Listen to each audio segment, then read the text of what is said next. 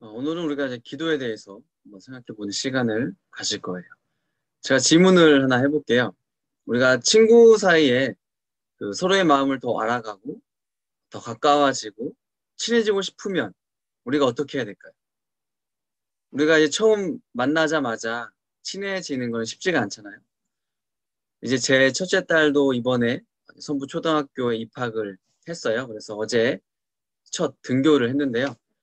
이제 갔다 와서 이제 이런저런 이제 얘기하다 보니까 반에서 그 한 두 명 정도 좀 이제 좀 친해지게 되었다. 이제 그렇게 이야기들 하더라고요.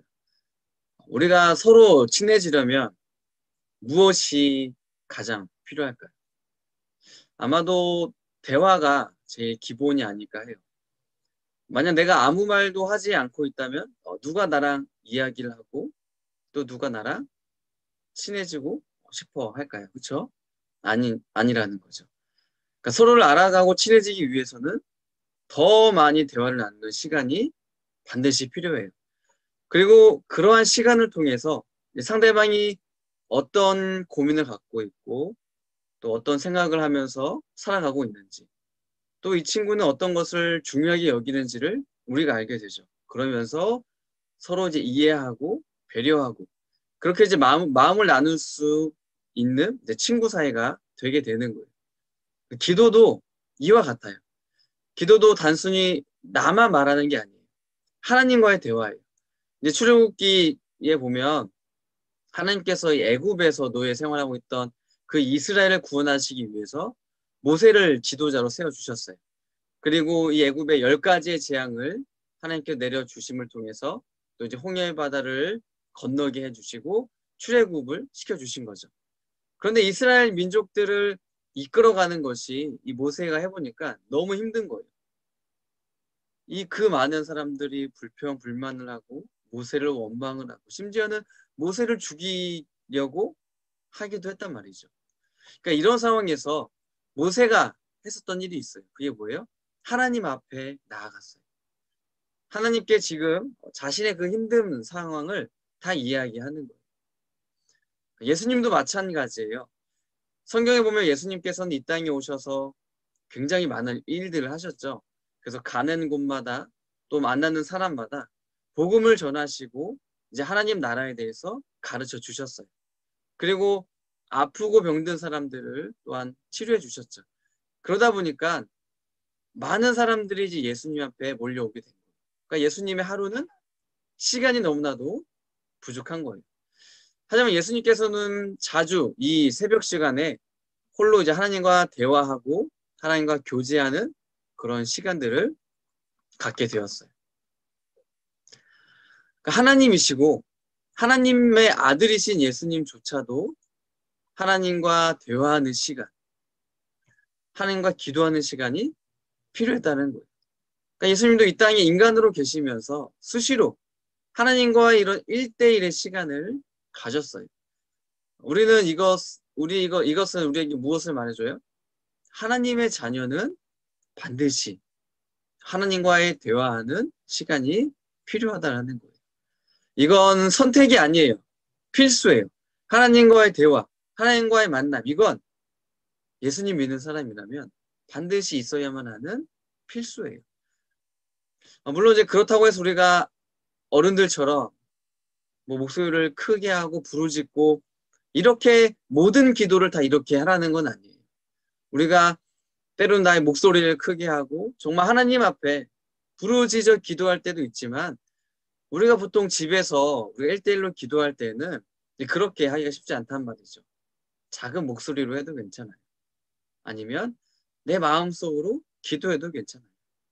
그리고 기도하면서 이제 여러 가지 생각들이 우리 머릿속에 떠오른단 말이죠. 그런 생각들을 잘 정리해서 이제 하나님 앞에 이야기하는 것도 돼요.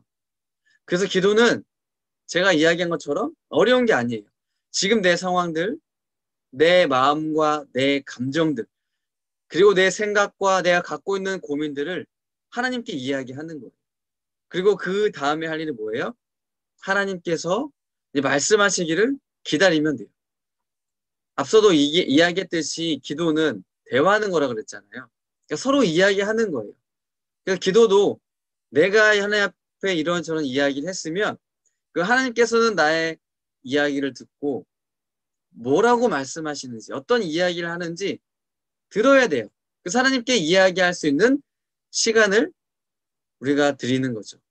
내 할 말만 하고 그냥 뒤돌아서 가면 그건 기도가 아니에요. 그러면 하나님의 이야기는 우리가 어떻게 들을 수 있을까요? 결국에는 저는 가장 중요한 건 성경이라고 생각해요. 기도하다 보면 성경의 그런 구절들이 떠오르기도 하고요. 성경의 어떤 사건들과 내 삶 속에 적용시키기도 하고 또 성경의 인물들과 상황들 이런 것들이 기도하다가 떠오를 때가 있어요. 깨달아질 때가 있어요. 아, 이럴 때는 이런 상황과 비슷하구나. 이렇게 행동해야 되는구나. 이렇게 하는 것이 하나님께서 원하시는 것이나 라는 그런 마음이 들 때가 있단 말이죠. 그러니까 이것이 하나님께서 우리에게 이야기하시는 방식이에요. 그리고 때로는 내 마음과 또 내 생각에 계속해서 떠오르게 하는 것이 있어요. 어떤 뭐 사람이 될 수도 있고요. 어떤 단어가 될 수도 있고. 하나님께서 나에게 주시는 그 생각과 마음들이 있다는 거예요. 그리고 내 마음속에 하나님이 자꾸 무언가를 하게끔 하는 그런 마음을 주실 때도 있어요.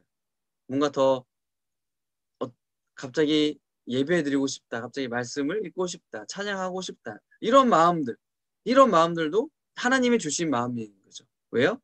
뭔가 내 안에 갈급함이 있기 때문에, 뭔가 하나님과의 멀어진 그런 관계이기 때문에 하나님이 회복하고 싶으신 거죠. 그래서 그런 마음들을 또 그런 생각들을 우리들에게 주시는 거예요.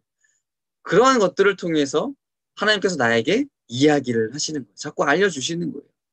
어떨 때는 정말 뜨거운 그런 위로가 올 때도 있고요. 내 안에 정말 기쁨이 넘칠 때가 있고 감사가 나올 때도 있어요. 또 어떨 때는 정말 하나님 앞에 하염없이 눈물이 흐를 때가 있어요. 또 여러 가지 나의 그런 감정의 변화들 이런 것들 역시도 하나님께서 나에게 이야기해 주시는 거예요. 그러니까 이처럼 하나님께서 나에게 이야기하시는 방법들은 너무나도 다양해요.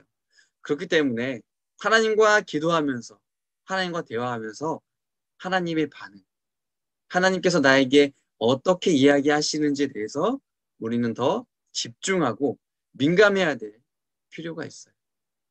이거는 기도를 해 나가면서 점차적으로 더 알 수가 있는 부분이에요. 이건 말로만 설명한다고 되는 게 아니에요. 실제로 내가 실천을 해야 돼요.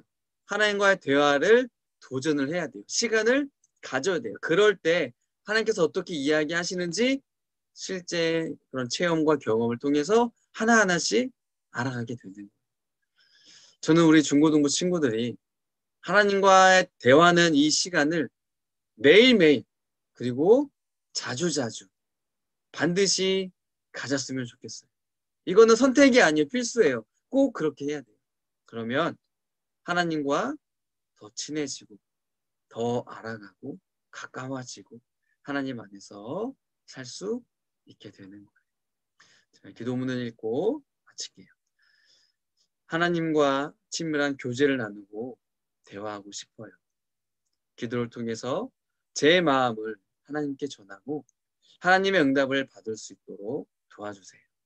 늘 기도 제목을 마음에 담고 쉬지 않고 하나님과 대화하게 해주세요. 예수님의 이름으로 기도합니다. 아멘.